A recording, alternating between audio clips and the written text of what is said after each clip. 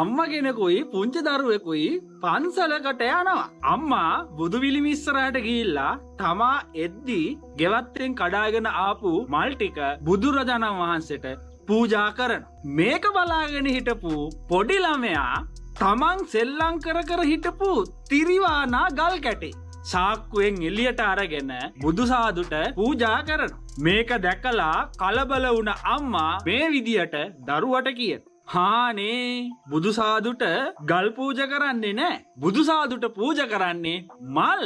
එහෙම කියලා මල් ආසනයේ තියෙන තිරිවානා ගල් කැටේ අයින් කරන්න සූදානම් වෙනවා. මේක බලාගෙන ඉන්නවා පන්සලේ හාමුදුරුවෝ නම. උන්වහන්සේ එතනට ඇවිල්ලා කියනවා අම්මා මල් පූජ කරලා ලබන ආනිසංස වලට වඩා මේ පොඩි දරුවා තිරිවානා ගල් කැටයක් පූජ කරලා ආනිසංස ලබනවා කියලා.